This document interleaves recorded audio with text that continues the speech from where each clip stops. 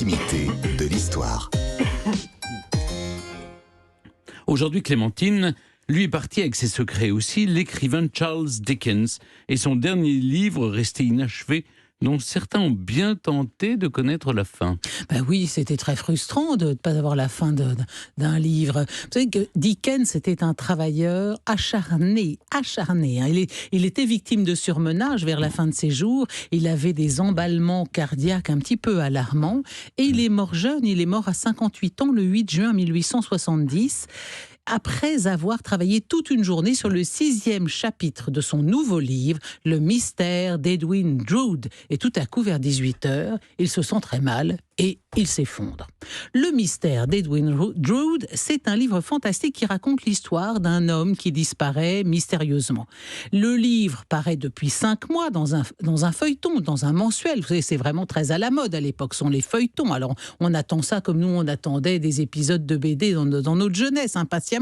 Il est suivi, ce feuilleton, par un public absolument passionné. Alors, vous imaginez l'émotion des lecteurs, frustrés à l'idée de ne jamais connaître la fin de cet extraordinaire roman.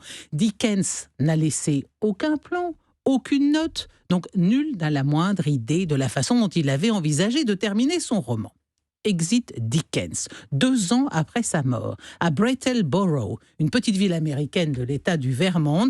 Une vieille dame, Miss Blanc, qui tient une pension de famille, mais qui à ses heures fait un petit peu de spiritisme, voit entrer dans son bureau l'un de ses locataires, le jeune Thomas P. James, qui travaille chez un imprimeur. Le garçon est pâle, tremblant, il semble absolument bouleversé. Et il lui dit « Mais Miss Blanc, l'écrivain Charles Dickens est bien mort, n'est-ce pas ?» Ben oui, il est mort il y a 2 ans, pourquoi me demandez-vous ça? Eh bien, vous n'allez pas me croire. Mais tout à l'heure, alors que je lisais tranquillement dans ma chambre, j'ai senti une sorte de présence. Alors je me suis retournée, il n'y avait personne, j'ai repris ma lecture, mais j'avais l'impression que quelqu'un était près de moi et étendu sur mon lit. J'ai entendu une voix dans ma tête qui m'a dit « Je suis Charles Dickens. Je vous ai choisi pour un travail. Levez-vous, prenez un papier, un crayon, asseyez-vous devant votre table. » J'ai obéi. Ma main s'est mise alors à écrire des mots comme si quelqu'un me les dictait. Et voilà tout ce que j'ai écrit sans même m'en rendre compte. Alors il montre à Madame Blanc une feuille dont le premier mot et en mourant, j'ai laissé un roman inachevé. Il s'intitule Le mystère d'Edwin Drood. Je vous ai choisi, Thomas, pour le terminer. Je viendrai régulièrement vous dicter les chapitres qui manquent. À ce soir. Ah, ça c'est quand même spécial, hein. Alors, le pauvre gamin, là, enfin, vous vous rendez compte, si je dis un mot de tout ça, on va me prendre pour un fou. Mais non, voyons, Thomas, lui dit Miss Blanc, dont je disais qu'elle faisait un peu de spiritisme. Ce qui vous arrive est merveilleux. Il vous faut dès ce soir vous préparer à écrire sous la dictée. L'esprit de Dickens serait trop triste si vous refusiez de lui obéir. Alors il acquiesce, le jeune homme, et il lui dit « Mais vous venez me tenir compagnie, je ne veux pas être tout seul dans ma chambrette pendant que Dickens me dicte de l'au-delà. » Et elle témoigne. Soudain, James se met à écrire à toute vitesse, sans une rature, et comme s'il avait du mal à suivre ce qui lui était dicté. Au bout d'1 heure, il s'arrête brusquement. Il a écrit une 15aine de feuillets. Et dès lors, pendant des jours et des jours, seul ou devant témoin, Thomas James va écrire des dizaines, des centaines de pages auxquelles il n'apporte jamais aucune correction, hein.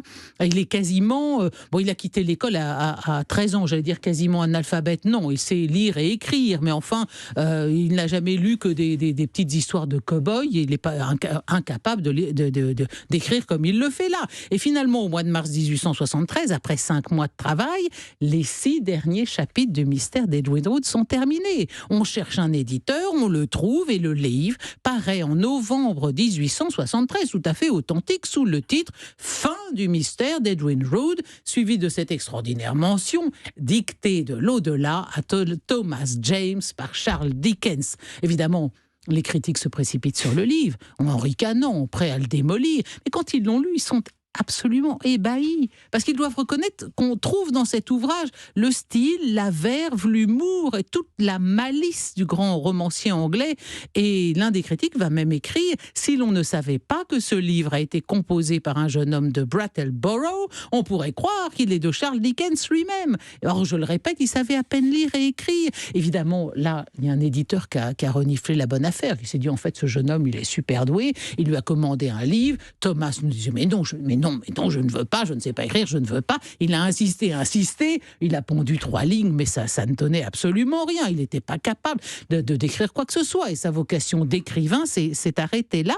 Mais celui qui s'est intéressé à ça de près, c'est Conan Doyle, le père de Sherlock Holmes. Vous savez que lui aussi, dans les dernières années de sa vie, s'intéressait au spiritisme. Il a fait étudier le livre par des critiques littéraires et leur conclusion fut que l'auteur avait acquis le style, le vocabulaire et jusqu'à la façon de penser de Dickens, ce qui leur paraissait inexplicable de la part d'un jeune Américain inculte. Eh bien, après la publication de son livre, Thomas James est retombé dans l'anonymat le plus complet.